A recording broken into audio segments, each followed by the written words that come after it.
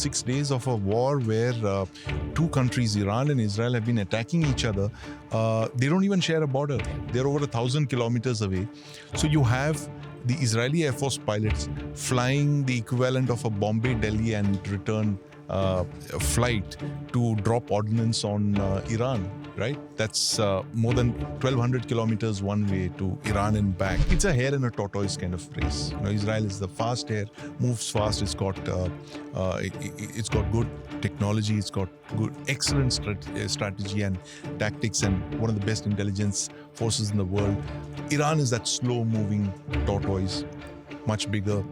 Made those investments in ballistic missiles, and therefore it's a battle of attrition again, of the kind we haven't seen possibly ever. Do you think on the topic of nuclear technology that doublespeak also exists? You've done it, now you don't want the world. Is that the Ramayana is the ideal world where it's all about the good son and the ideal husband and the loyal brother. That's the way we want the world to be. In the Mahabharata, it's all grays. There are no blacks and white. Everybody is grey, right? That's the way the world is.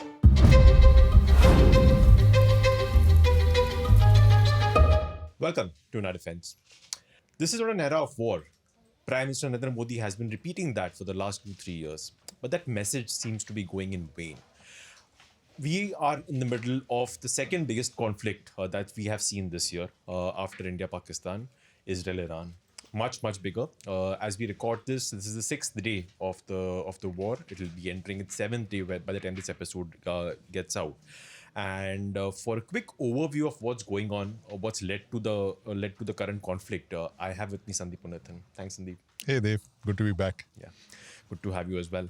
Sandeep, unfortunately today I think we are sort of short on time. So we won't be able to sort of do a deeper dive, a deep dive rather, that we normally do on this subject. But I also feel that this topic is going to be on this podcast for many episodes to come now. It's not going away. Sadly soon. so, yeah. Yeah, sadly so.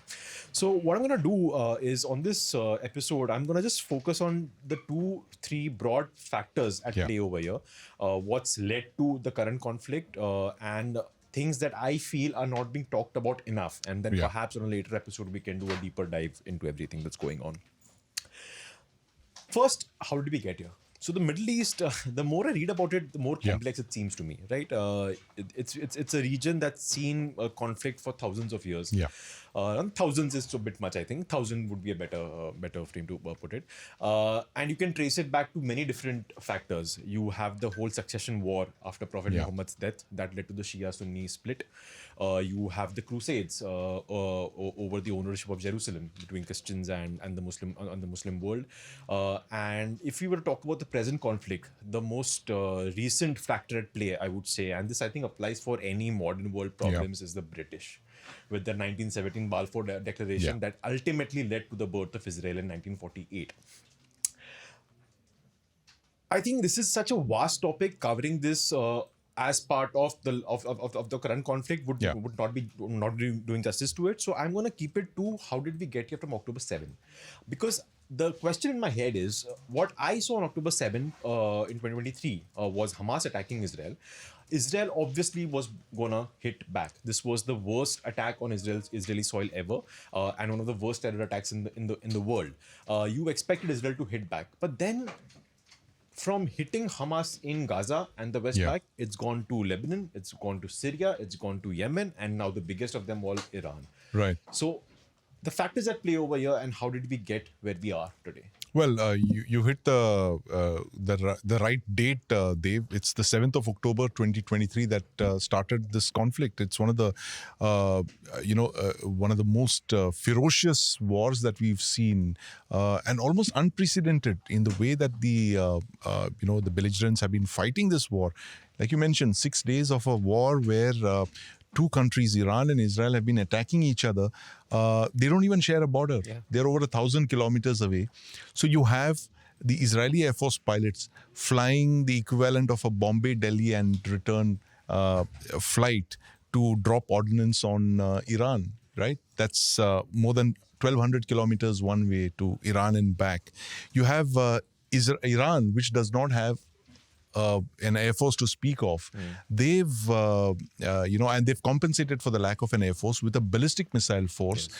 They've unleashed their ballistic missiles on Israel today, and we saw the hypersonic missiles that we believe the Fatah series and the Khorram Shahar 3 and the Sajil. These are very, very potent intermediate range ballistic missiles that Iran has been firing at Israel. So how did we get here? It was the 7th of October 2023.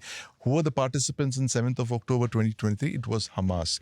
And it was this crazy guy, the Hamas chief, the military chief, Yahya Sinwar, who got it in his head that he must go and massacre the maximum number of Israeli civilians and bring upon himself and the Palestinians the wrath of Israel, which would then ignite Palestine, this cause of Palestine that had been on the back burner for many years. That would be front and center. In a way, it sadly is the case almost 2.5 years later, where tens of thousands of Palestinians have been killed because Israel is still looking for those hostages that Yahya Sinwar's men captured from the civilian areas around the Gaza Strip. So Yahya Sinwar is the man, I believe, is to 2025 and the 21st century what Gavril Princip was 100 years back in 1914. Gavril Princip is a Serbian ultra-nationalist who fired the shot at Archduke Franz Ferdinand, which triggered off the First World War. Yahya Sinwar is the man who fired off that shot here against Israel, and that's led to where we are today, where you have this ring of proxies that Iran had built for its own protection. Hamas, Hezbollah, the Houthis, Kataib Hezbollah in Iraq, all of those have been taken out by Israel over the last 2.5 years with great precision and military ruthlessness. First it was Hamas, then it was Hezbollah. You saw the kind of pager attacks that they launched against them. They've flown and attacked the Houthis. Of course, they're much further away than Hamas or Hezbollah, so it's not that easy to take them out. But now it is Iran, which 45 years after the Islamic Revolution of 1979, which is actually in a corner, which is fighting for its survival literally, with this wave of Israeli fighter jet missions, bombing nuclear sites, military installations, killing the military chiefs, the IRGC, assassinating Iranian scientists. So it's literally this war between Israel and Iran that's been bubbling, under the surface ever since the Islamic Revolution of 1979.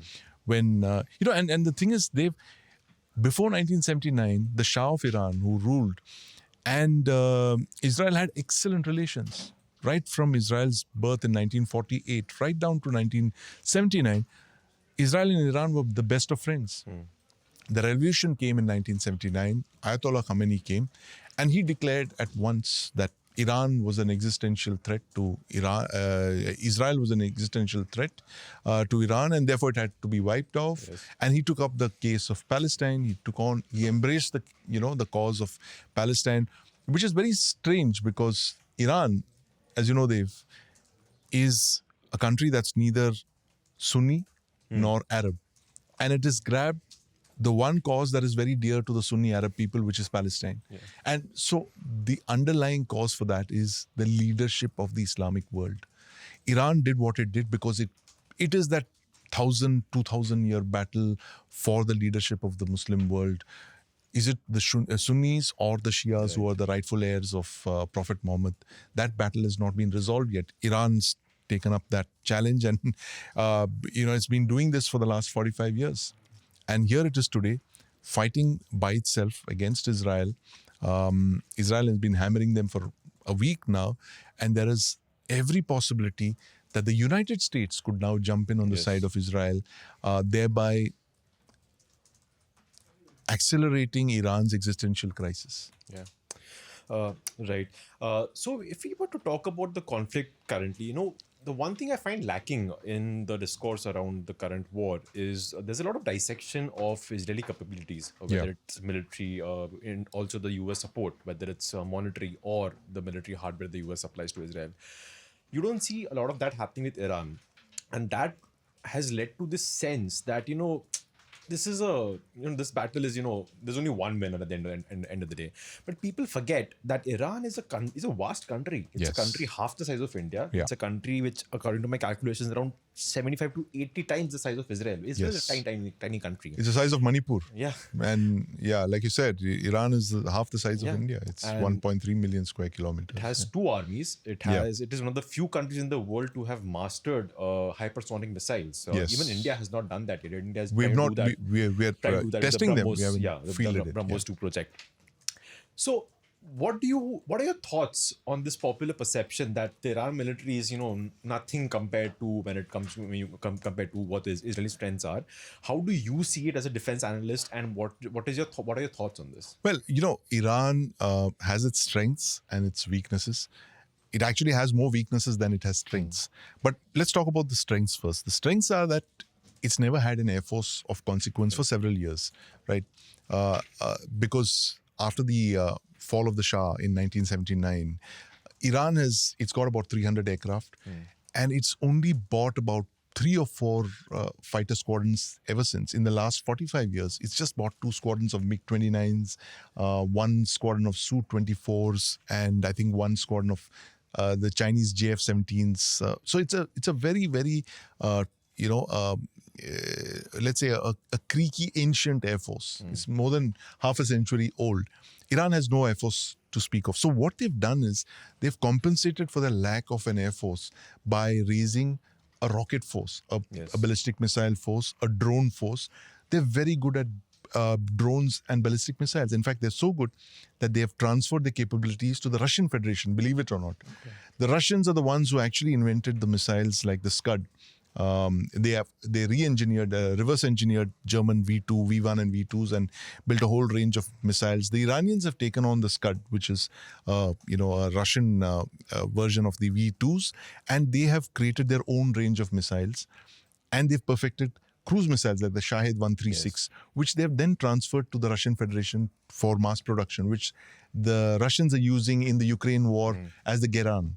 So that's a Russian, that's an Iranian invention. So Iran has mastered all of these capabilities. It's offset its lack of an effective navy. It's got a very, very, thinly resourced navy. Its air force, like I said, is nothing much to write about. And its army is an area that it is quite strong because it's a large country. And the easiest thing to do is to raise an army. And they've been... they fought a very, very bruising war with Iraq. It's before your time, Dave, but 1980 to 88, 8 years. I remember reading those reports of the Iran-Iraq war. Horrifying. 500,000 people died in that conflict, And you're talking of Iraq, which actually took advantage of the fall of the Shah of Iran and tried to capture Iranian territory because Saddam was afraid that the Iranian revolution would spread into Iraq because he was ruling a Shia majority country, right? He didn't want the Iranian revolution to spread here, so he preemptively struck. The Iranians reeled back, and then they came back into the game and they fought hard and they fought him to a standstill. And finally, in 8 years later, after a lot of people dying, 500,000 people, like literally hundreds of thousands of soldiers died, the Iranians used human waves. They used their militia, the Basij, to overwhelm the Iraqi forces. That war ended. So Iran is good at the foot soldiers, like you mentioned. They have 2 armies. They have the Iranian army, formerly the Imperial Iranian Army, and they have the IRGC, the Iranian Revolutionary Guard, which basically protects the Islamic regime. It is like like what the Waffen-SS was to the Nazis, or any other kind of paramilitary force that would protect a government rather than the country. Like the PLA, for instance, the People's Liberation Army, is the army of the Communist Party of China. It is not the Chinese army. The army of China is in Taiwan. So, these are the strengths and weaknesses of Iran. They're very strong on ballistic missiles. They've just demonstrated their ability to strike at Israel over 1,300 kilometers away. They're extremely weak when it comes to technology, and that is where Israel has been running circles around them. But when it comes to this standoff between Israel and Iran, Iran has the endurance of a long-distance runner. With the kind of missiles that it has built over the years, they believe to have something like 3,000 ballistic missiles. That's a lot of missiles. They can keep firing them. Israel has a lot of missile interceptors, but only so many. There are reports that they could run out of missile interceptors in the next week or so. If the war continues at the pace at which it is being waged currently, Iran could overwhelm Israel by firing thousands of ballistic missiles, and Israel would not be able to prevent all of them. And at some point, they will run out. So Israel is very good. It's a hare and a tortoise kind of race. You know, Israel is the fast hare, moves fast. It's got good technology. It's got good, excellent strategy and tactics, and one of the best intelligence forces in the world. Iran is that slow-moving tortoise, much bigger, made those investments in ballistic missiles, and therefore it's a battle of attrition again, like, you know, of the kind we haven't seen possibly ever. Two adversaries slugging it out over 1,000 kilometers and, you know, hoping the other fellow collapses. Israel trying to overwhelm Iran and trying to force regime change from the air, because, you know, to invade Iran, the only way to change a regime in West Asia is to physically invade it and to overthrow the regime. It's been done in Iraq in 2003 when the US amassed something like 160,000 soldiers. The coalition forces were more than 160,000, and that's how Saddam was physically defeated and removed from the scene. Syria, they could not do that because all the militias that kind of gathered were not strong enough to unseat Assad. So Bashar al-Assad continued for more than a decade. So wherever you've seen regime change, be it Afghanistan or Iran or Iraq, you need boots on the ground. There's nobody today who is going to deploy those boots on the ground. No one has 150,000 soldiers to spare. So what Israel is trying to do is to attack Iran from the air. This withering series of air attacks, hoping to kill as many people, leadership targets as possible, military figures, to kind of force a regime collapse from within. It's not been tried in this way. It has been to some extent with Afghanistan in 2001 when the United States went in. They removed the Taliban, literally bombing them out of the skies. And you had a very light footprint of U.S. soldiers, special forces with the Northern Alliance, but there were foot soldiers also again here. Here there's no one. And Iran, if you look at it, it's a massive fortress. It's surrounded on all sides by mountain ranges.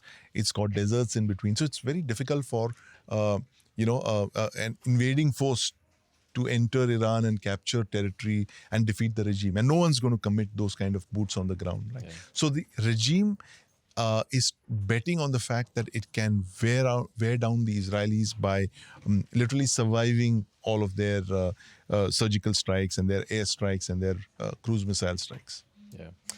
Which brings me to the country of Pakistan. Again, an event that happened this week. You had Field Marshal Asim Munir in Washington. He met President Donald Trump over lunch.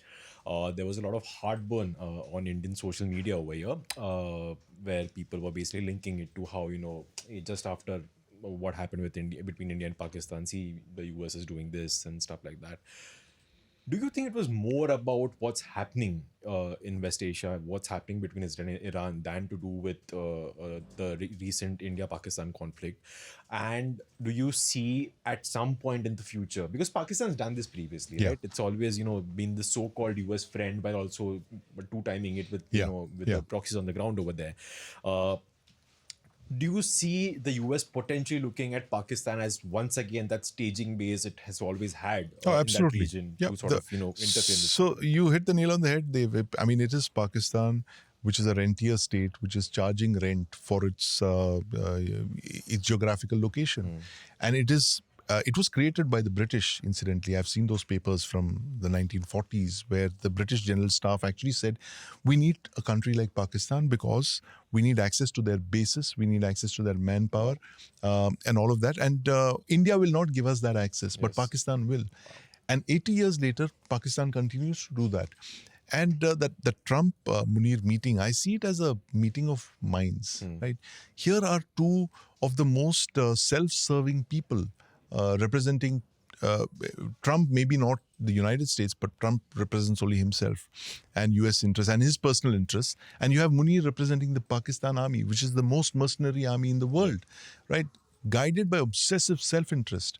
So it was Trump basically trying to leverage Pakistan's geographical access to get those air bases, potentially the use of Pakistani airspace as well, in case if the US chooses to go in and strike at Iran, the way it's been spoken on and speculated that it's a matter of time before the US enters the conflict on Israel's side.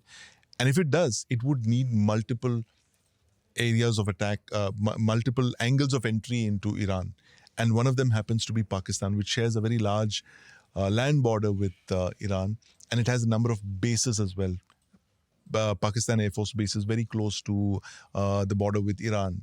PAF Samungli is one of them, which is right there in Balochistan. There's one other base there in Balochistan, that's Pasni. These are two very critical bases in Balochistan, which are within flying distance of the Pakistan-Iran border. So Pakistan is very critical at the moment for the United States when it's moving in on Iran. And of course, there is the larger game here of the US trying to wean Pakistan away from China. Because China is the real target for the United States. And if you see the way the US has been playing it over the last couple of years, it's been looking at all of the countries on China's flanks, around China's periphery, trying to flip them over to their side. So you have Pakistan, you have Afghanistan, where they haven't entered yet, re-entered rather. There's Bangladesh, that's another country. And all of these countries, they're trying to get on their side in this big titanic battle against China. So that is the bigger game. But the shorter and the most immediate utility for Pakistan is that it's a base from which they could possibly launch operations against Iran and also kind of try and drive a wedge between Iran and Pakistan. You don't want these two countries, however different they may be ideologically, one is Shia and the other is Sunni, however different they might be, they don't want this prospect of, two Islamic nations coming together. And one of them is actually the only Islamic country with a bomb and the wherewithal to deliver that weapon. Yeah, right. We'll talk more on this topic, but after a quick break. Which car might suit you the best? So our budget for today, gents, is 20 lakh rupees. The question is, what car are we buying? Adding to that perspective, Dipayan, in the last couple of months, we've seen this segment boom. And why we have come up with this 20 lakh rupee question is because the best-selling car in India for the last couple of months has been a 20 lakh rupee SUV. Which is? Which is the Creta. It's the best-selling? Yes. It's the Creta in the month of, I think, April or May. I might be it's either April or May. It was the Creta which was the highest seller. So when you say Creta, this includes the electric Creta and all 2000 other variants? Yes. Yeah. All inclusive, starting from the base variant to the top of the line Creta. Roughly about 15,000 units, if I am not mistaken. So at the top of the line Creta is about 20 lakhs. Exactly my point. No, so I mean, we're 20 lakhs is, let's say, a state of mind for this.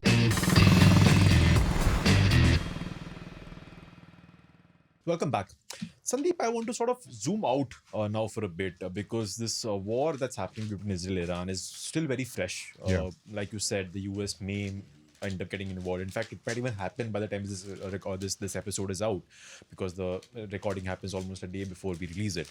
So we don't know what form or shape this war will take, and we'll have to closely watch it before we're able to sort of dissect it more.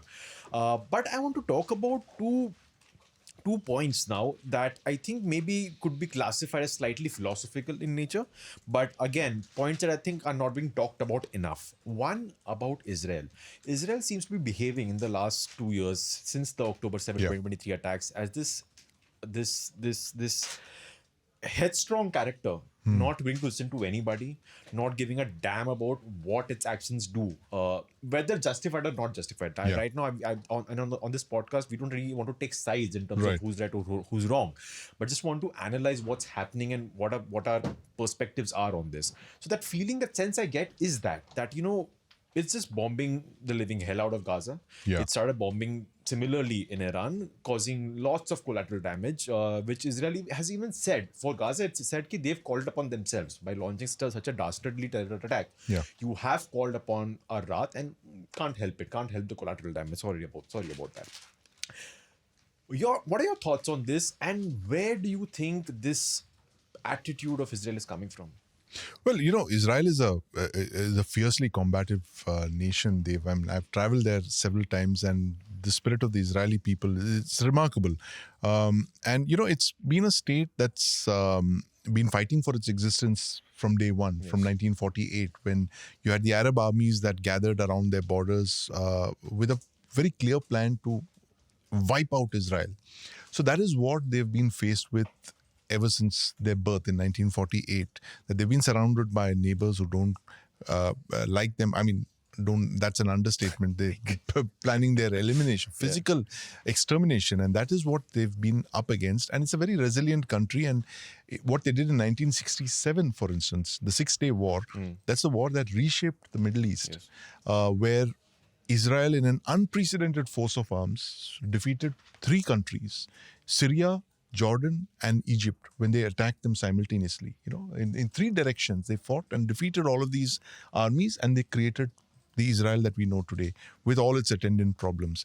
Now, what has happened is that there is an expression in military terminology called mission creep, where your objectives change in the course of a battle. Right.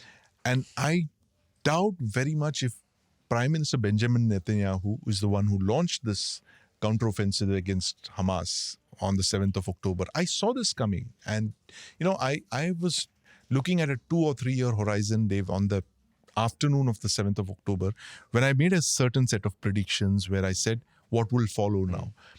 I said, look, there is going to be a massive Israeli ground invasion of Gaza of a kind that you've not seen before. And you will see Hezbollah getting involved and Hezbollah being knocked out as well. What I could not see was 3 years down the line, it would be Iran's turn as well. And this is where Prime Minister Netanyahu appears to have taken the decision, which is a political decision. Because when I was in Israel, I didn't get the sense from the military that the military was in favor of fighting a long war of attrition. Wars of attrition they're not military calls, they're political calls. It is the politician who decides whether or not to fight a war and for how long we should fight it. It is, for instance, President Putin who decides that I will fight Ukraine irrespective of how many lives we lose or how much time it takes till we achieve our military objectives. This is the call that Prime Minister Netanyahu seems to have taken as well, that he has vowed to finish all of Israel's enemies in this opportunity that he has got with the utter horrific massacre of Israeli civilians. He has launched this campaign of attrition against all of Israel's enemies, culminating with Iran. And Iran is the big prize, according to Netanyahu, that he sees now a once in a half a century opportunity to finish off the Iranian regime. And the choice of that name of that Operation Rising Lion, which they launched on the 13th of June, Friday the 13th, is also not accidental, because when you say Rising Lion, you have the old Pahlavi dynasty flag of Iran, which was replaced by the Islamic flag in 79, which actually shows a lion and a rising sun behind it. So that was put out by the Shah's son, who's an aspiring leader of Iran. So there is a lot of, inbuilt geopolitical strategies here in the wars that Israel is fighting. It is trying to reshape West Asia into a territory that suits its interests. Look at Syria, for instance, what's happened there. Syria has collapsed in December. The house of Assad that's ruled Syria for almost half a century just vanished overnight, packed up and left.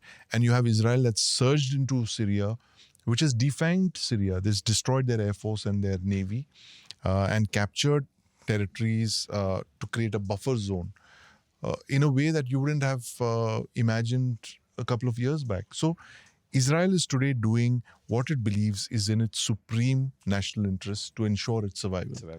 that you create these buffer zones with its Arab countries.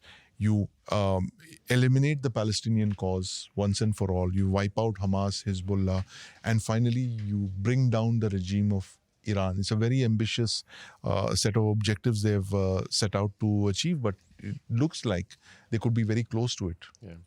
And I guess the fact that this country is a country of a community that has literally seen annihilation Yes. in the form of the Holocaust, where you had around 6 million Jews being killed, that also perhaps plays a role into this want to ensure survival and not to be wiped off from the face of the earth. Last point on this episode, again, like I said, sort of a philosophical one, not to do with Israel as much as it is to do with the West, especially the US. Yeah. I think it's a bit rich for a country that is the only country in the world to have used nuclear bombs in conflict, Yeah. to go around telling you cannot be developing nuclear technology, you cannot be developing nuclear technology. It's a bit like, the whole argument between the developing world and the developed world over carbon emissions. Yeah. India, for example, among the many countries, has always argued that, hey, you've burned coal for 200 years, you got yourself to where you are, and then Yeah. now you want us to cut down on our coal burning so that we don't get the benefits of development. That's like Yeah. double speak from you. Do you think on the topic of nuclear technology that double speak also exists? Like, you've done it, now you don't want the world to do it. Absolutely. There is nuclear apartheid, Dave. There's no two ways about it. There are nuclear haves and there are nuclear have-nots. And the five nuclear countries, nuclear armed countries have got together and created this very cozy club of nuclear armed nations. And they have dictated to the other countries of the world that you can't have these weapons. Now, when you get nuclear weapons, it creates such an enormous asymmetry of power. It's unimaginable, and which is why you have to thank our our prime ministers and our nuclear scientists and our generals and our military thinkers for 1974 and 1998, the Pokhran nuclear tests, because India had decided very early on, post 1947, that we are not going to be part of any alliances, no treaties, right? So if you're not part of any treaties or any alliances, you have to be prepared to defend yourself. And when you see on your northern borders a country like China, a communist dictatorship that is not reconciled to your existence, has fought a border war with you and has gone nuclear. China went nuclear in 1964. So that quickly eliminated any doubts in India's minds that, look, there is no way, we have to go nuclear. That nuclear weapons program was hidden under a civilian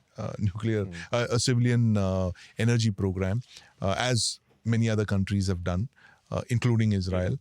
And we tested in 74, weaponized and tested in 1998. So countries like India, which have a slightly long-term view of things, know the way the world is. Like, this is my favorite expression. I mean, it's just told to me by a film director friends. The difference between the Ramayana and the Mahabharata is that the Ramayana is the ideal world, where it's all about, the good son and the ideal husband and the loyal brother. That's the way we want the world to be. Right. In the Mahabharata, it's all grays. There are no blacks and white. Everybody is gray, right? That's the way the world is. That's the Mahabharata. So that's the way the world today is when it comes to nuclear weapons. You have the nuclear haves, with the five, and you have the other countries like Israel and India, for instance, who've chosen to get nuclear weapons because they're afraid of their survival. In fact, there's no one else who would come to their assistance quickly enough. So, yeah, point there about this nuclear apartheid, and that's going to exist because that is, how geopolitics is. Dave. It is unequal. It's at the end of the day, it's might is right. The rule of the jungle, thrives. You will get presidents who will be suave and will, say nice things to you, but they cannot disguise the fact that the United States is, like you said, the only country in the world to have used nuclear weapons and now ensures that other countries don't. And is a country that will preach democracy to countries like us, but then we'll sit down for dinner with the Pakistani dictator, you know. So there's lots of double standards there, but this is real politics. I mean, this is what this is the way geopolitics is. It's cruel, it's ruthless, it's the rule of the jungle in many ways. Yeah, but that's what the world is, I guess, and I have to accept that. Cool, Sandeep. Thanks. Great chat. Like I said, I suspect that this topic is gonna keep coming up more in the upcoming episodes. So we'll wait and watch this conflict as it unravels, and we'll talk more on this once we have more to talk about. Thanks so much. Thank you, Dev. And thanks to all our listeners and viewers. That's it for this week's Defense Dose. For more, tune in next week. Till then, stay safe and not cross any boundaries with our passport.